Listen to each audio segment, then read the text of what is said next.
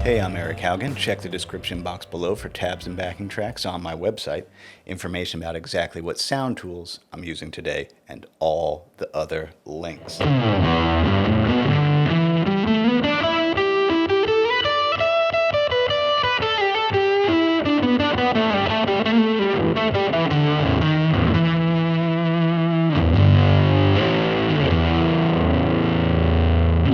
So fun, so fun. The diagonal pentatonic. I'm going to leave all my crazy swirly effects on because I just felt like it.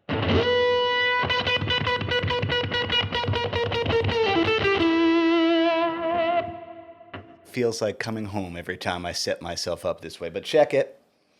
The diagonal pentatonic, if you don't know it, this is like if you're in E and want to throw some nasty blues licks around. Here we go. 0, 3, 5, slide to 7. Once you're there, 7, 5, 7, 5, 7. Here comes another slide. Another 7 to 9. Position shift. 8, 10. Slide. 12.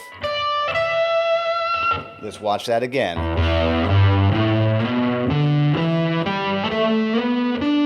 Shift.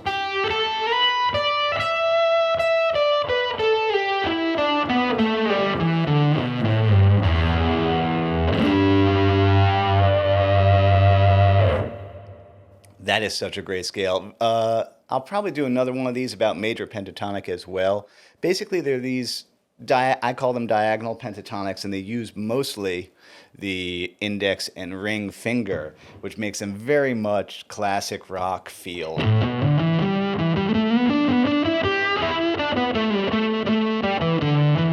You know the solo from Paranoid, Black Sabbath? I love Tony Iommi.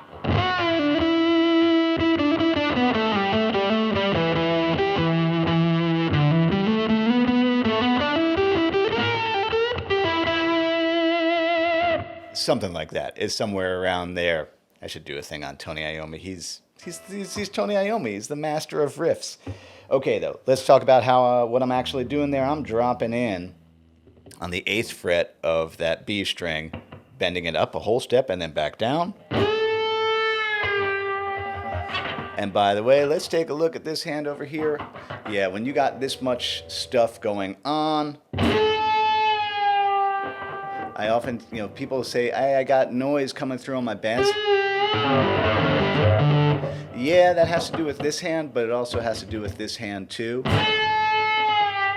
For those of you looking at this Warmoth neck, we're going to talk about it more at the end of the video. It's cool, it's not perfect. And then I move up to this 10th fret note. So that's going up, pinky's getting that 10. And that's, by the way, one of the hardest things to do on this instrument and make it sound good. Get that note going up and get vibrato on it. A lot of muting going on over here. It's not that. It's this. And notice I usually leave a little Santana-style tail. As the note's decaying, I'll let that happen, and then I'll get that 12 up there.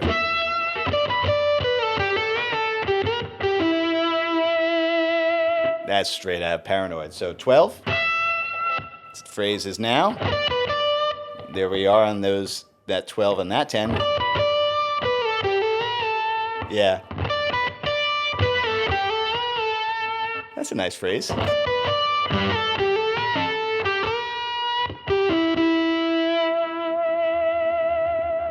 That's octave fuzz. That's that Dusky Augustus octave fuzz that's doing that screaming for me. That's why I love octave fuzz. Get one. Now, I did sneak a little bit of Mixolydian right here. Just 'cause. So that's the only one that's outside of this diagonal pentatonic, the 6th fret here on the G string.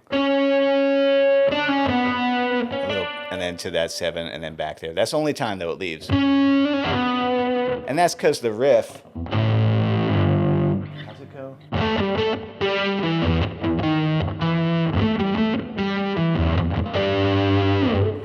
riff has what's this little, which is kind of like a, kind of implying an A.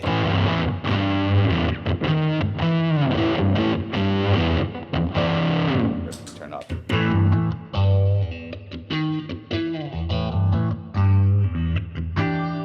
I'll put that on the tab too. That's a good riff.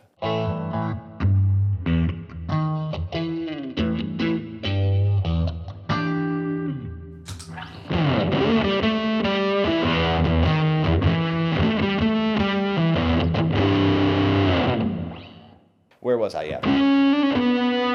That little Mixolydian bit, and then that's again, there's my 5, 7, up to that 9. And then I just copied it the octave up, which means I'm on that 8th fret. Yeah. So.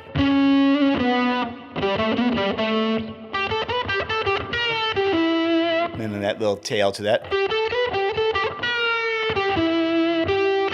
And then this is something I knew would sound exquisite with the octave fuzz, kind of double stop bending type stuff. I'm going to be just on 10s, I guess, and some on that 8.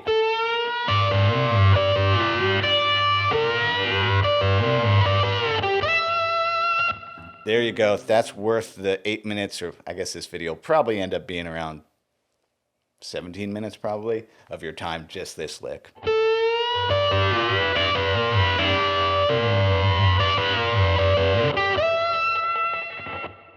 You're welcome.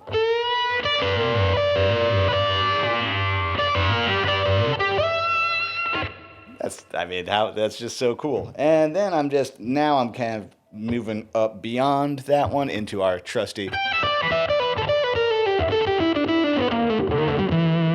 That one gonna bend up there on that 15. And you can bet this comes into play real bad. That's what'll happen if you don't get this part of that hand. Can we get it so you can see it? I'm gonna fall off the chair. And then I just go up to the 17. And then a harmonic on the 12-12 of my D and G.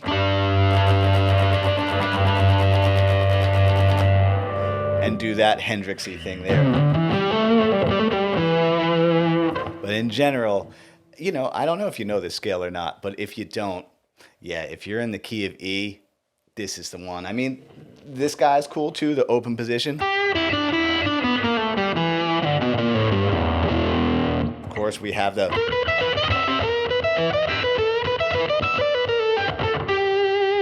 But I love this one because just the diagonal scales have an inertia to them. They have their own choice about what they want you to do.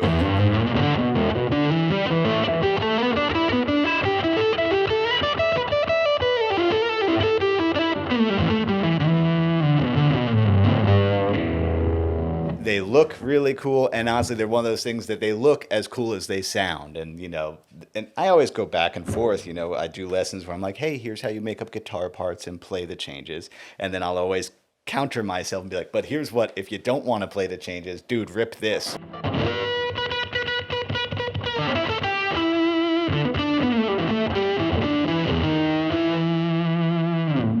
All right. Now, for the, you know, I know I'm going to get questions about the Warmoth neck, and so to save myself the time of replying to all the comments, let's talk about it.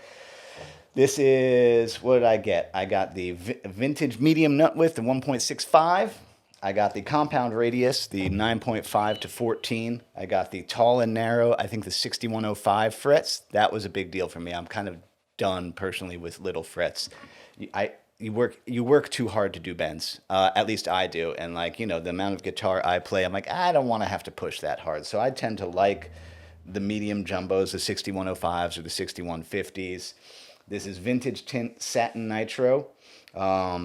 Yeah, I love the frets are good. It did take my boy Daniel, who we talked about Daniel last week. It took him some work to get the finish. You know, they spray the finish across the frets. He said it was a little bit of a pain in the neck to get the nitro lacquer off the fret tops, but he said he didn't really have to polish it too much. Yeah, I mean, that's all great. The only thing that I'm not like I regret about this is I elected to get the 59 round back profile because it's not the skinniest. And like, on the website, I'm like, that looked kind of fat. Still feels too skinny for me. I think if I did it again, I would go up to the next size, which I think, shoot, I already forget. Is it boat neck? I think I would have gotten what they call a boat neck because that's the only thing. It feels a little bit still too much like a almost a shred style neck. So I'll leave it on for a while. The main reason I got it, here's the original neck, which I've used for good, since 2018. This is, all my Truefire courses were shot on this neck. My only beef with this neck, I actually really like what is this from? Whatever this was. This is a made in Mexico classic Lacquer 50s Strat Nitro. So it's got the Nitro neck. I tend to think they overdid the vintage tint. That's one thing I was like, on camera, it looks fine because YouTube's going to wash that orange out. But in the room, you're like, that is too orange. That doesn't look right to me. It kind of, and that's one thing. And then the little frets. I mean, I can see every video I ever shot with this neck. There's things I do where I'm bending or doing a thing. I'm like, you get into little thwacky stuff that goes on it. And so to alleviate that, you go flatter radius, bigger frets, and that cuts the thwack down for sure. So I almost got it perfect. I just, too thin. I went too skinny and I didn't know it, but you don't know until you buy one and they're custom order. This experiment set me back about $800 all told. The neck was like $450 and I had to pay Daniel to put tuners on, cut a nut, and set it up. So, let me spend the money so you don't have to. Would I do it again? Yeah.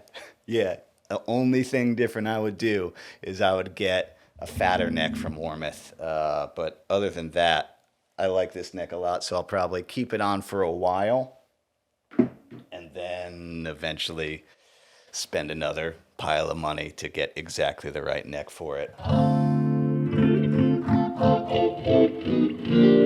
I do like it though. It's because it's so flat. It's actually really great for pretty chords. You can really just get things exactly how you want them. So that's cool. Is that all I need to talk about today? I think so. I think I covered it. Thanks so much to everybody who supports me in all the ways that you do, be it like, subscribe, and share. That all helps with the algorithm relevancy, which generates website traffic. On my website, you can book one-on-one sessions with me to learn guitar or to talk about music, life goals, and make an action plan. That's something I do a good bit of the time these days.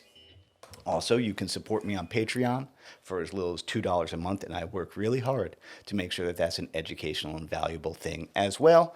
And the third way that I keep the lights on here is I make courses in partnership with the folks at Truefire.com. And I have a new one that just came out it's the opposite of this lesson. It's playing the changes, which is more about chord progressions and playing over them. You can check that out on my website there and decide if you want to buy it that way. That's an affiliate link. That's how I make my bread off these courses. As Bill and Ted would say, be excellent to each other. That includes yourself. Happy Friday. Eat pizza.